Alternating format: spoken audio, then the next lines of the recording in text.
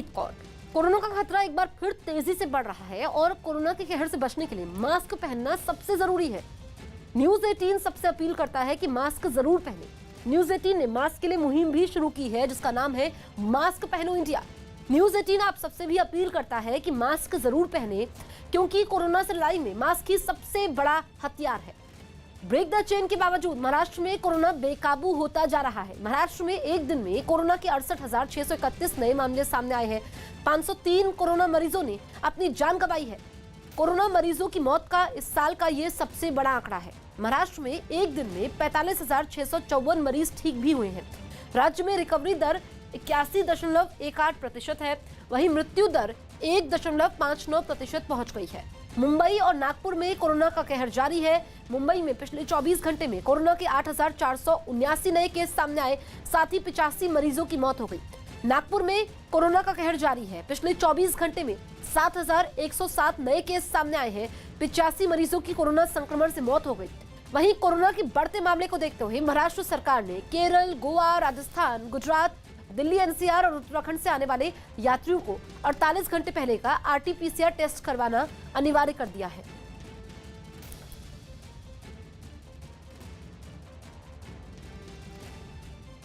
इस समय की बड़ी खबर पटना से आ रही है, जहां कोरोना से जेडीयू के एक विधायक की मौत हो गई है। तारापुर विधायक मेवालाल चौधरी कोरोना से पीड़ित थे और उनका पटना के पारस अस्पताल में इलाज चल रहा था, लेकिन आज सुबह उनकी मौत हो गई। तो जेडीयू विधायक की कोरोना से मौत हुई है। इस वक्त की बड़ी खबर हम आपको बता रहे हैं।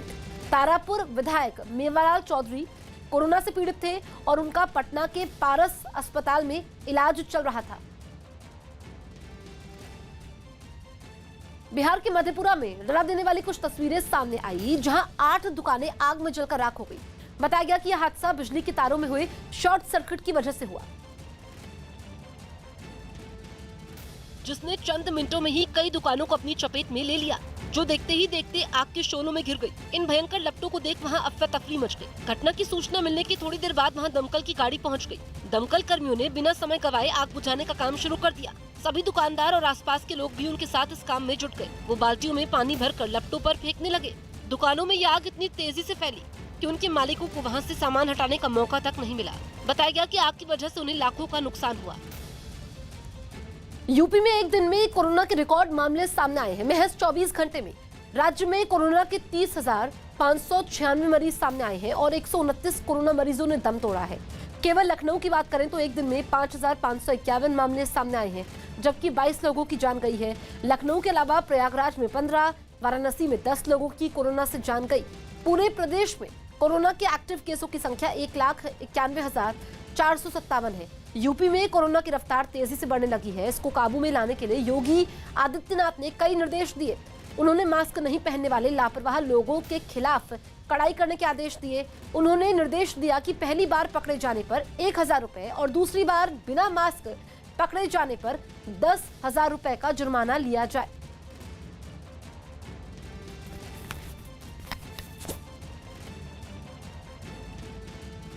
दिल्ली के पास यूपी के गाजियाबाद में इलाके के लोगों ने पुलिस वालों पर हमला कर दिया। पुलिस की यह टीम वहां बच्चा चोरी के शक में बंधक बनाई गई 3 महिलाओं को छुड़ाने पहुंची थी, लेकिन जब पुलिस वालों ने उन महिलाओं को लोगों के चंगुल से छुड़ाने की कोशिश की तो विवाद और बढ़ गया।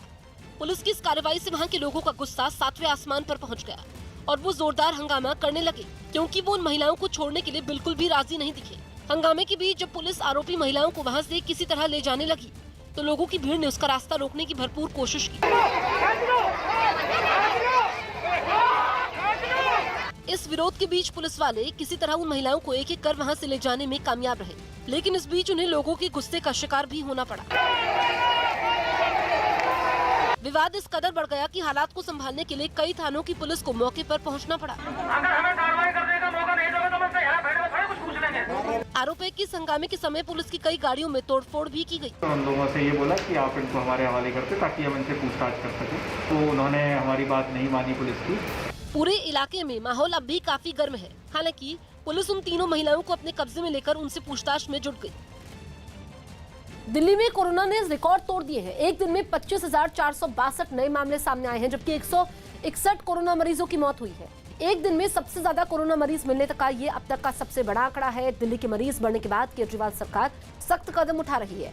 दिल्ली सरकार ने आदेश दिया है कि कोरोना के इलाज में लगे सभी नर्सिंग होम और निजी अस्पताल अपनी कुल क्षमता के 80% आईसीयू और नॉर्मल बेड कोरोना के लिए रिजर्व करें।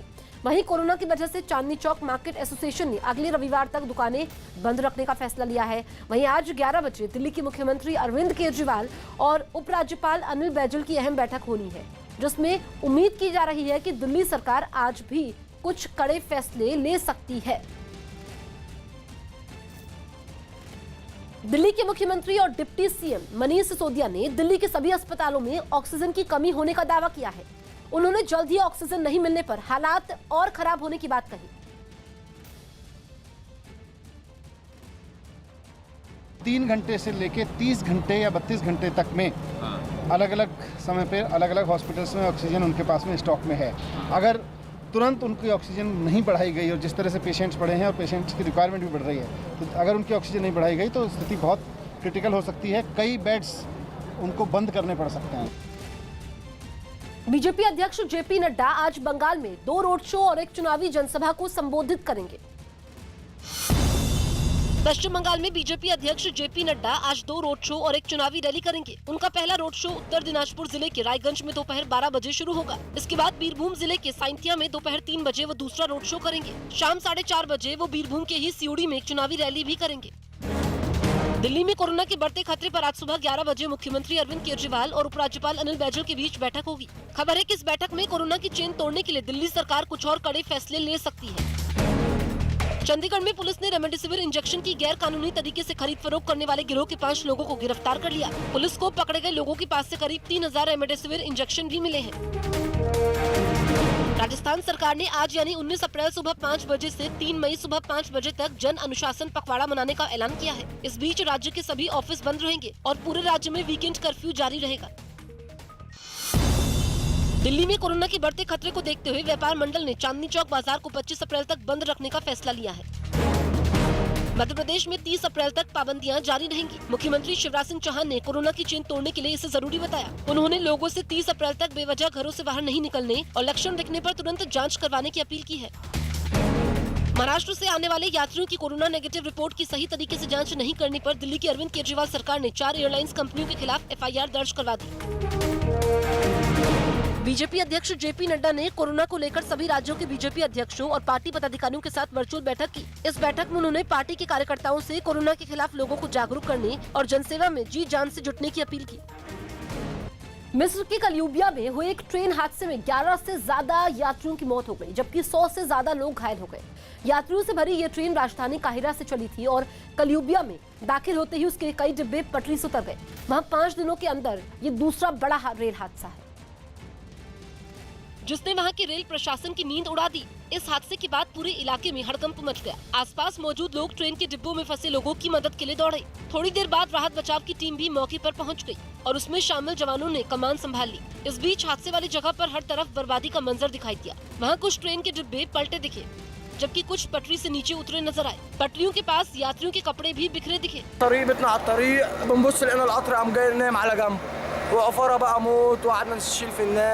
इस हादसे में घायल हुए लोगों को तुरंत अस्पताल पहुंचाने का काम शुरू कर दिया गया। इसके लिए 50 से ज्यादा एम्बुलेंस फौरन घटना वाली जगह पर पहुंच गई। जिन अस्पतालों में घायलों को भर्ती करवाया गया, उनके बाहर उनके घर वालों की भीड़ जमा हो गई। हालांकि इस बीच अस्पताल के डॉक्टर सभी घायलों की मरहम पट्टी करने में लगे रहे। जिस रेल रूट पर यह हादसा हुआ, उस रूट पर ट्रेनों की आवाजाही पूरी तरह से ठप हो गई।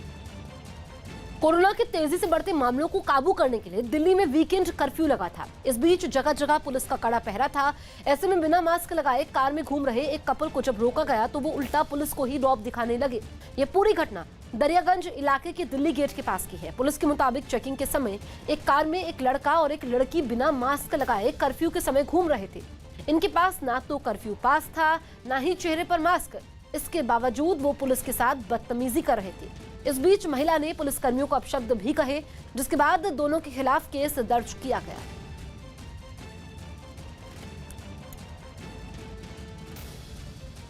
आप मास्क लगा के सामने नहीं लगाएंगे लोगों को क्या करोगे? हमको बना हुआ है कोरोना के चक्कर। अब ये मेरा पति है, मेरा मन करेगा अभी किस करूंगी, इसको क्या करोगे तुम? भाग कराएगी। और तुम गाड़ी को हटा के दिखा दो।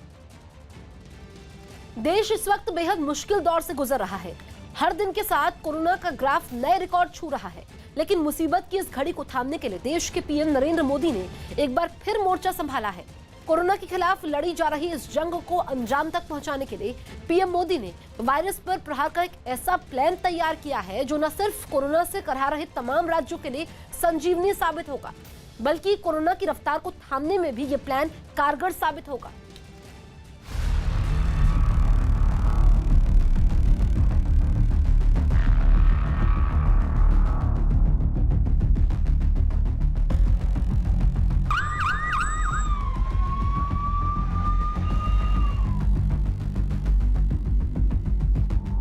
अनुभव कहता है कि test, track, treat, COVID appropriate behaviour और कोविड मैनेजमेंट, इन्हीं चीजों पर हमें बल देना है।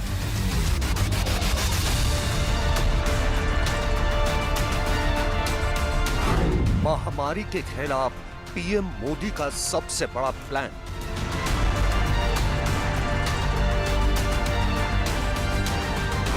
पीएम मोदी का वायरस पर ब्रेक लगाने वाला मंत्र।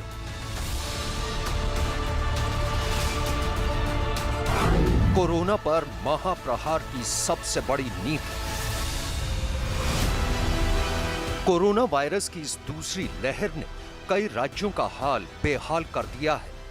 वायरस के प्रसार का आलम यह हो चुका है कि रोजाना नए मरीजों की तादाद पुराने आंकड़ों को ध्वस्त कर रही है, लेकिन केंद्र सरकार अब कोरोना की इसी रफ्तार पर ब्रेक लगाने के लिए एक्शन में आ चुकी है। इससे पहले कि सच तो ये है कि इस कड़ी में हम आपको केंद्र सरकार का कोरोना के खिलाफ प्लान बताए, उन आंकड़ों को देख लीजिए जिनकी वजह से इस वक्त पूरे देश में हड़कंप मचा हुआ है। देश में एक ही दिन में कोरोना के नए मरीजों की संख्या 2,61,500 दर्ज की गई है। देश में एक ही दिन में कोरोना से मरने वाले मरीजों की संख्या 1501 पहुंच गई है। इसके साथ ही कोरोना के कुल सक्रिय मरीजों की संख्या 18,01,316 तक जा पहुंची है।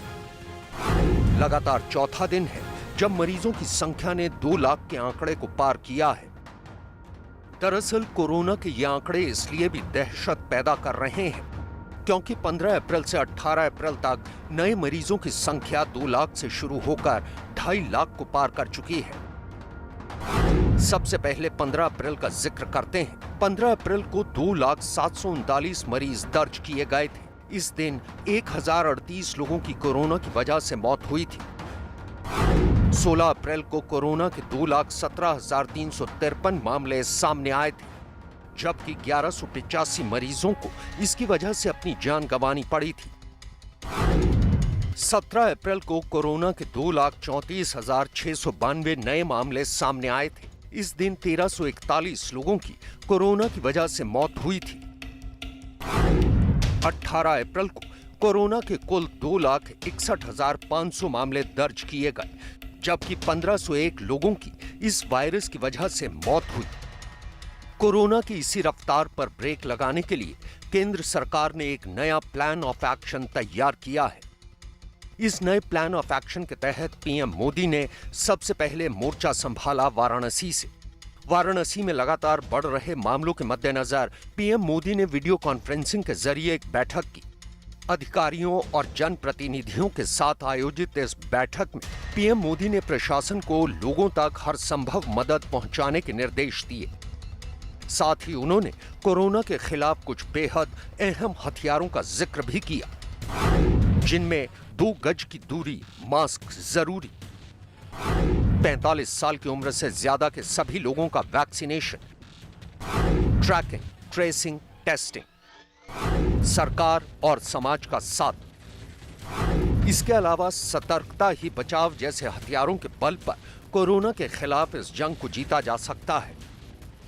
और अनुभव कहता है कि test, track, treat, COVID appropriate behaviour और कोविड मैनेजमेंट, इन्हीं चीजों पर हमें बल देना है। भले ही देश में कोरोना की विकराल चुनौती बनी हुई है, लेकिन सच तो ये है कि उस चुनौती को पार पाने के लिए मोदी सरकार ने एड़ी चोटी का जोर लगा रखा है। एंटीवायरल ड्रग रेमडेसिविर दवा के दामों को तत्काल घटाना भी इसकी बानगी माना जा रहा है। यानी कैडिला हेल्थ केयर लिमिटेड की दवा रेमडेक जो पहले 2800 रुपए में मिलती थी, वो अब 899 रुपए में मिलेगी। सिंजिन इंटरनेशनल लिमिटेड की रेमविन दवा की पहले कीमत 3950 रुपए थी, जो अब 2450 हो गई है। डॉक्टर रेड्डी की रेडेक्स जो 5400 रुपए में मिलती थी, वो अब 2700 रुपए में मिलेगी। सिप्ला लिमिटेड की सिप्रेमी की कीमत 4000 से घटाकर 3000 कर दी गई है। माइलिन फार्मास्यूटिकल प्राइवेट लिमिटेड की दवा डेसरेम के दाम 4800 से घटाकर 3400 कर दिए गए हैं। जुबिलेंट जेनरिक्स लिमिटेड की दवा जुबिआर की कीमत पहले 4700 थी, लेकिन अब ये 3400 हो गई है। इसी तरह हेट्रो हेल्थ केयर लिमिटेड की कोविफोर के दामों को 5400 से घटाकर 3490 कर दिया गया है। दरअसल रेमडेसिविर का प्रोडक्शन ये 7 कंपनियां ही करती हैं। कोरोना के मरीजों के लिए यह दवा रामबाण साबित हो रही है, लेकिन महामारी के इस दौर में इस दवा की लगातार किल्लत हो रही है, जिसके चलते इस दवा के दाम आसमान छूने लगे थे। यही वजह है कि सरकार ने इसके दाम कम करने का फैसला लिया है। इतना ही नहीं, कोरोना के खिलाफ इस जंग में केंद्र सरकार तमाम चुनौतियों की काट में जुटी है। इसी कड़ी में केंद्र सरकार के स्वास्थ्य मंत्रालय का दावा है कि रेमडेसिविर के उत्पादन को दुगना कर दिया गया है। रेमडेसिविर की लगातार हो रही किल्लत के चलते फिलहाल इसके निर्यात को बंद कर दिया गया है। लोग इस एंटीवायरल दवा को ऊंचे दामों पर ना बेच सकें, इसके लिए कालाबाजारी पर सख्त निगरानी की जा रही है। साथ ही कोरोना वैक्सीन की सप्लाई को भी लगातार किया जा रहा है। दावा किया जा रहा है कि सितंबर तक कोवैक्सीन का उत्पादन 10 गुना किया जाएगा। इतना ही नहीं, अस्थायी अस्पताल बनवाकर बेड की संख्या में इजाफा किया जा रहा है। रेमडेसिविर की उपलब्धता को और उसकी कमी को ठीक प्रकार से जल्दी हैंडल किया जाए, इसके लिए जो हमारा मंत्रालय है फर्टिलाइजर्स और केमिकल्स का, उसका भी पूरा सहयोग है। उसके सहयोग से भी जो सभी बड़ी कंपनियां इसको बना रही हैं, उनको भी जो है पूरी तरह से आगाह किया गया है अपने प्रोडक्शन को रैंप अप करने के लिए। और इसके साथ साथ इस दवा का एक्सपोर्ट जो है वो भारत से बाहर उसको बैन किया गया है, और किसी भी प्रकार की कालाबाजारी इत्यादि होर्डिंग इस दवा की ना हो, या दूसरी और भी दवाई जो संबंधित हैं ना हो, उसके लिए भी ड्रग कंट्रोलर के माध्यम से सख्त कार्रवाई देश के अंदर की जाए। महामारी के इस डराने वाले दौर में ऑक्सीजन की किल्लत कई राज्यों में देखी जा रही है। दावा किया जा रहा है कि कोरोना के मरीजों की लगातार बढ़ती तादाद ने ऑक्सीजन सप्लाई को बुरी तरह प्रभावित किया है। ऑक्सीजन की इसी सप्लाई को बढ़ाने और उत्पादन में इजाफा करने के लिए केंद्रीय गृह सचिव अजय भल्ला ने राज्यों को चिट्ठी लिखी है, जिसमें लिखा है, बिना किसी रुकावट के ऑक्सीजन को पहुंचाया जाए, इंटरसिटी और इंटरस्टेट ऑक्सीजन पहुंचाई जाए, ऑक्सीजन ले जाने में ट्रांसपोर्टरों को दिक्कत ना हो, ड्राइवरों की ड्यूटी को शिफ्ट में लगाया जाए, ड्राइवरों को 24 घंटे टैंकर के साथ तैयार रखा जाए, सिलेंडर भरने वाले प्लांट को 24 घंटे काम करने की इजाजत दी जाए। ऑक्सीजन की कमी के बारे में भी जो रणनीति भारत सरकार ने बनाकर पहले भी बहुत कुछ किया था, सारे देश में अनेक अस्पतालों में ऑक्सीजन के जनरेशन के प्लांट्स हम लोग विकसित कर रहे हैं।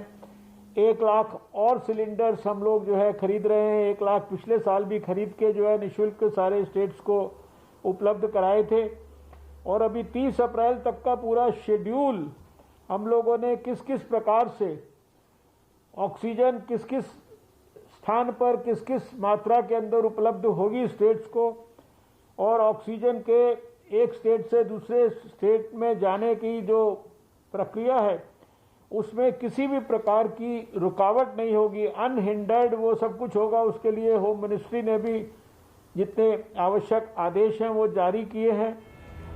देश के अलग अलग हिस्सों से कोरोना की डराने वाली तस्वीरें सामने आ रही हैं, लेकिन सच तो ये है कि इन तस्वीरों की जिम्मेदारी लोगों की लापरवाही है, क्योंकि इसी लापरवाही की वजह से कोरोना को देश में दोबारा पांव पसारने का मौका मिला है।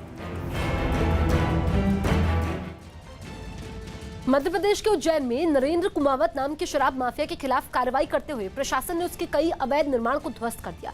शिवराज सरकार के आदेश पर वहां पिछले काफी समय से माफिया और दूसरे बदमाशों के खिलाफ सख्त कार्रवाई की जा रही है और इसी के तहत शराब माफिया पर भी एक्शन लिया गया। प्रशासन की टीम ने उसके कई अवैध निर्माण को ढहा दिया। इस काम में खुदाई करने वाली मशीन को लगाया गया, जो एक के बाद एक उन अवैध निर्माणों को जमींदोज करती दिखाई दी। यही नहीं, प्रशासन के कुछ कर्मचारी तो खुद ही एक मकान की दीवार को हथौड़े से तोड़ने लगे। जिस अवैध साम्राज्य को खड़ा करने में आरोपी को सालों का वक्त लगा, उसे मिनटों में मिट्टी में मिला दिया गया। यहाँ पे इनके जो अवैध निर्माण हैं, जिनकी अनुमति नहीं है, उसको हमारे द्वारा तोड़ा जा रहा है। इस पूरी कार्रवाई के समय वहाँ बड़ी संख्या में पुलिस के जवान भी तैनात रहे, ताकि कोई हंगामा होने पर उसे वक्त रहते संभाला जा सके। बिहार में कोरोना के बढ़ते मामलों के बाद राज्य के मुख्यमंत्री नीतीश कुमार ने 15 मई तक नाइट कर्फ्यू लगा दिया है। नाइट कर्फ्यू रात 9 बजे से सुबह 5 बजे तक रहेगा। 15 मई तक school, college, cinema hall, park, gym बंद कर दिए गए हैं। सार्वजनिक जगहों पर कार्यक्रम पर रोक लगा दी गई है और धार्मिक स्थलों को भी बंद किया गया है। यही नहीं, शादियों में अब सिर्फ 100 लोग शामिल हो सकेंगे। इसके अलावा अंतिम संस्कार में 25 लोगों के शामिल होने की इजाजत दी जाएगी।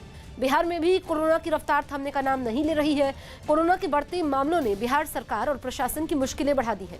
ऐसे में सीएम नीतीश कुमार ने सभी जिलाधिकारियों के साथ बैठक की, जिसके बाद नाइट कर्फ्यू का फैसला लिया गया। नीतीश कुमार ने ऐलान किया कि स्वास्थ्य कर्मियों को 1 महीने का अतिरिक्त वेतन भी दिया जाएगा। इसके अलावा राज्य के बाहर रह रहे लोगों से जल्द वापस लौटने की अपील की गई है।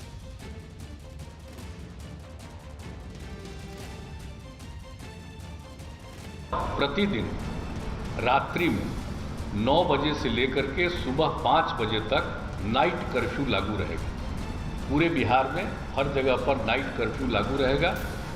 रात में 9 बजे से लेकर के सुबह के 5 बजे तक यह एक निर्णय हो गया है। और सभी दुकानें, प्रतिष्ठान, फल एवं सब्जी दुकानें, मंडी तथा मांस एवं मछली की दुकानें अब शाम जो 7 बजे तक रखे थे खुला उन लोगों को, अब 7 बजे के बजाय 1 घंटा कम करके 6 बजे तक उसको अब खुला रहेगा। 6 बजे के बाद वो खुला नहीं रहेगा। शादी और श्राद्ध का कार्यक्रम था, उसके लिए 200 व्यक्तियों का किया गया था। अब उसको घटा करके आज निर्णय लिया गया कि 100 व्यक्ति से आगे मत बढ़ाइएगा। दक्षिण अफ्रीका की राजधानी केप टाउन से रोंगटे खड़े कर देने वाली कुछ तस्वीरें सामने आई, जहां पहाड़ियों पर मौजूद जंगलों में लगी आग अब वहां की यूनिवर्सिटी तक पहुंच गई। यह आग वहां के जंगलों में एक दिन पहले लगी थी, जो कुछ ही घंटों में केप टाउन यूनिवर्सिटी के कैंपस तक पहुंच गई। जिसके बाद इस भीषण आग ने यूनिवर्सिटी की कई इमारतों को अपनी गिरफ्त में ले लिया।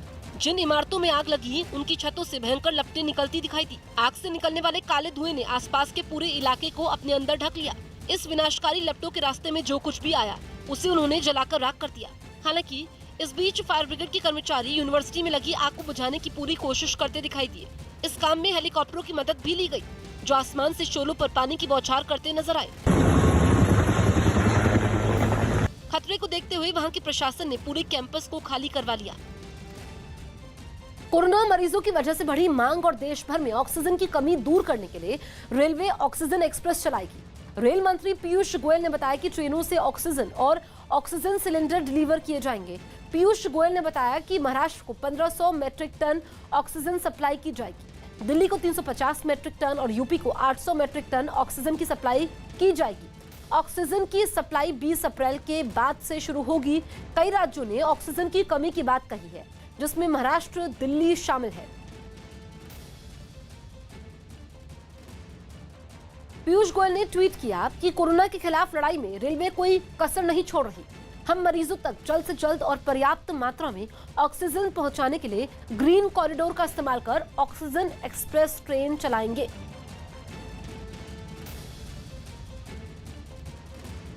बताना चाहूंगा कि 6,177 metric tonne 6,177 metric tonne oxygen हमने अलग अलग राज्यों को उपलब्ध कराने का आज पूरा प्लान फाइनल कर दिया है।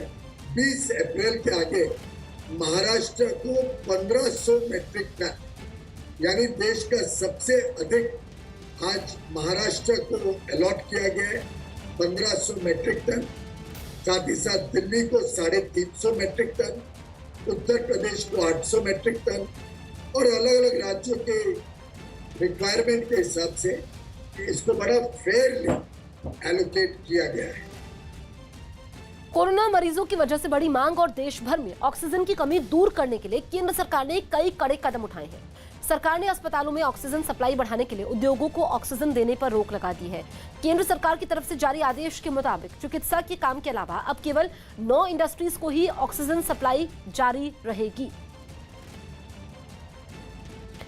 तो अस्पतालों को अब ऑक्सीजन मिलेगी, क्योंकि ऑक्सीजन की कमी को देखते हुए केंद्र सरकार ने ये फैसला भी लिया है और रेलवे की अब ऑक्सीजन एक्सप्रेस चलेगी, जो कि राज्यों को इससे मुहैया करवाई जाएगी ताकि ऑक्सीजन की कमी ना हो पाए।